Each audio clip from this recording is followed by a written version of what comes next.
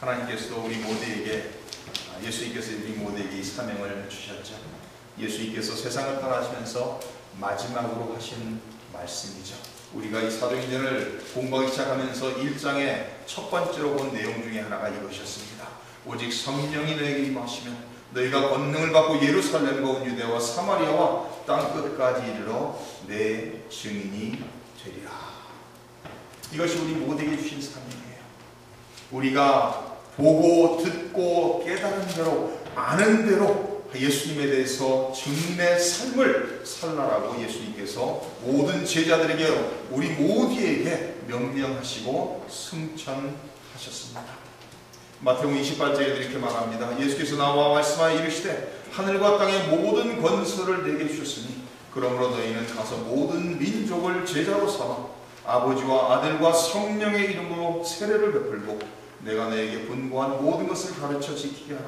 볼지어다 내가 세상 끝날까지 너희와 항상 함께 있으리라. 세상에 있는 모든 권세를 가지신 예수님께서 우리에게 주신 사명입니다. 모든 족속으로 제자를 삼고 성부와 성자와 성령의 이름으로 세례를 베풀고 내가 분부한 모든 것을 가르쳐 지키게 하라. 세상 끝날까지 너희와 항상 함께 있겠다라고 약속하고 있습니다. 우리는 증인의 삶을 살아야 되는 이유가 너무나 중요한 이유가 있어요. 그것은 예수님 외에는 구원의 길이 없다는 거 알고 있습니다. 예수님만이 유일한 구원의 길이기 때문에 우리는 우리 주위에 있는 어둠 속에 있는 사람들에게 빛을 발하며 증인의 삶을, 사명을 감당해야 된다는 말씀입니다. 사도행전 4장 12절 이렇게 말합니다. 다른 이로서는 구원을 받을 수 없나니 천하 사람 중에 구원을 받을 만한 다른 이름을 우리에게 주신 일이 없습니다. 요한복음 14장 예수께서 이렇게 말씀하십니다. 내가 곧 길이요 진리요 생명이니 나로 말미암지 않고는 아버지께 올 자가 없다라고 말하고 있습니다. 사도 바울은 이 복음을 위해서 한평생을 살았습니다. 이 복음의 빚진 자로 인생을 살았습니다. 사도 바울은 복음을 증거하고 어둠 속에 있던 이방인들이 예수의 복음으로 나오는 것을 바라보면서 기뻐하고 그 감격 속에 인생을 살았던 사람입니다. 사도 바울은 예수님의 복음을 증거하기 위해서 자기가 이전에 자랑스럽게 여겼던 그 모든 것을 배설물처럼 여기며 인생을 사는 사람이었습니다. 마지막으로 이 Gospel for Teens라는 내용을 말씀드리고 말씀을 마칩니다. 지난주에 60 Minutes, 제가 주일마다 이 60 Minutes을 녹음해 놓고 항상 보는데 지난주에 60 Minutes에서 Gospel for Teens라는 그 내용을 한 30분을 다뤘어요. 근데 이 Gospel for Teens는 무엇인가 하면은 이 바이 히긴슨이라는 흑인 여성이 5년 전에 2006년도에 시작한 단체입니다. 이 단체는 무엇을 하는가 하면은 13살에서 19살 먹은 청소년들을 모아서 그들에게 복음성을, 흑인 연가를 가르치는 일을 해요. 그러면서 이 바이 히긴슨이라는 여성이 이 단체를 시작했을 때는 이 청소년들의 삶을 변화시키기 위해서 시작한 것이 아니라 이들에게 흑인 연가를 가르치고 이것을 계속 전속할 수 있도록 하기 위해서 이 단체를 시작을 했습니다.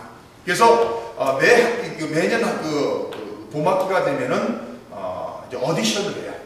그래서 이 뉴욕에 있는 여러 지역에서 오디션에 참가하기 위해서 13살에서 19살 먹은 청소년들이 참석합니다. 그래서 이 바이 히긴슨과 그 함께 일하는 사람들 앞에서 이제 노래를 불러요. 그럼 노래를 부르는 것을 들어보고서 그 중에서 한 40명에서 60명을 뽑습니다. 그 다음에 1년 동안 이 청소년들에게 복음성, 흑인 연가를 가르치기 시작을 해요. 그러면서 1년 동안 가르치고 1년이 지난 후에 이제는 공연을 하고 그 다음에 또다시 새로운 멤버들을 선출하여 일을 계속 진행을 하고 있습니다.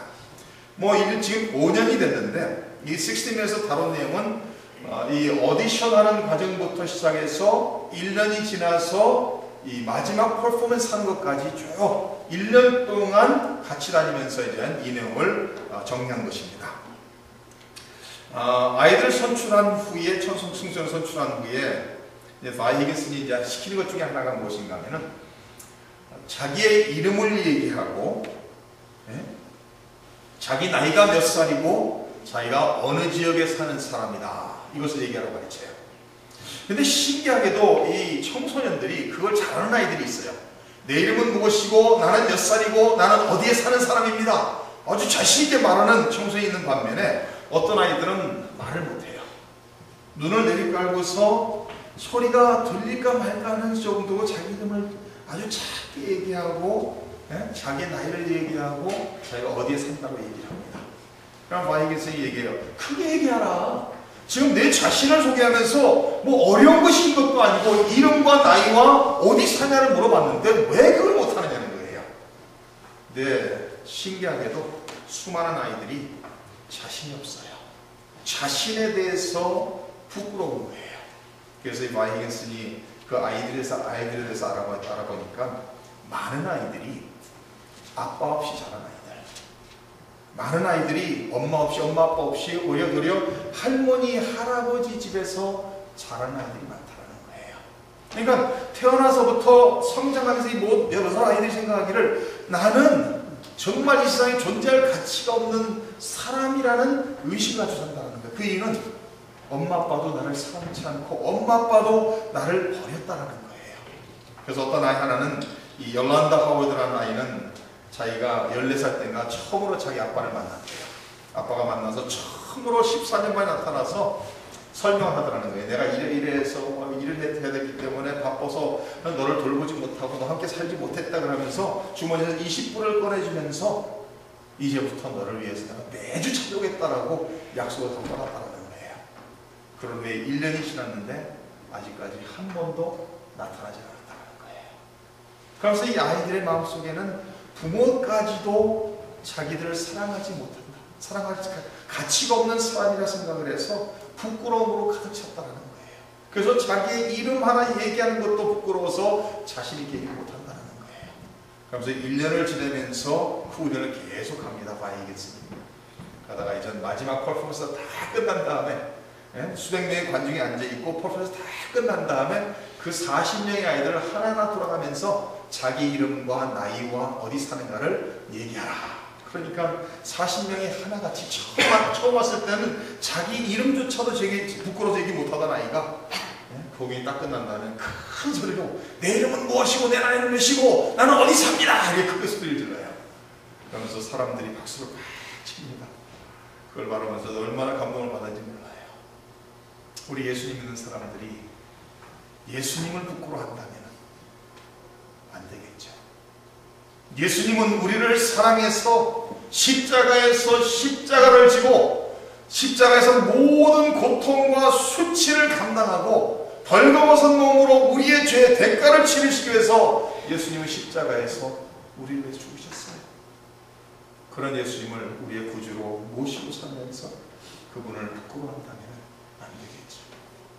우리도 담대하게 예수님이 나를 위해서 생명을 바치고 예수님께서 나를 위해서 모든 고통과 수치와 저주를 받으신 것을 생각하면서 우리도 예수님을 위해서 예수님을 자랑스럽게 생각하며 예수님을 증거할 수 있는 우리의 삶을 통해서 예수님을 증거할 수 있는 성도님들 되시기를 주님의 이름으로 축원합니다.